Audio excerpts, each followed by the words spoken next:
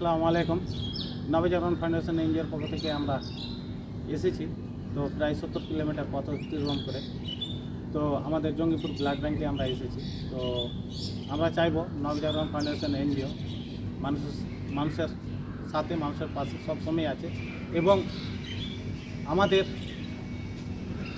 একটা B positive রক্তের আমাদের নবজাগরণ ফাউন্ডেশন এনজিওর কাছে আবেদন যায়। তৎক্ষণাৎ আমরা ছুটে আসি জঙ্গিপুর ব্লাড ব্যাংকে। তো আমার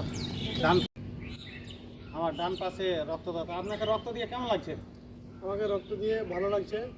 সবাই মানুষের পাশে দাঁড়ান এবং নবজাগরণ ফাউন্ডেশনের রক্ত দিন এবং একে অপরকে সাহায্যের পাশে দাঁড়ান। এবার নিয়ে কতবার ব্লাড দেওয়া হলো? আমার এবার নিয়ে ফার্স্ট টাইম রক্তটা দিলাম।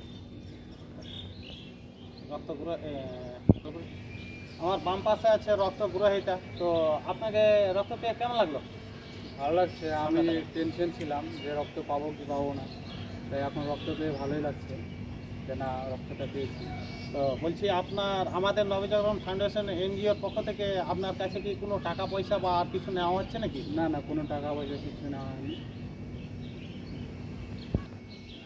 তো কারো যদি রক্ত লাগে অবশ্যই আমাদের নবজাগরণ ফাউন্ডেশন এনজিওর যোগাযোগ করুন এবং রক্ত দেন, জীবন বাঁচান।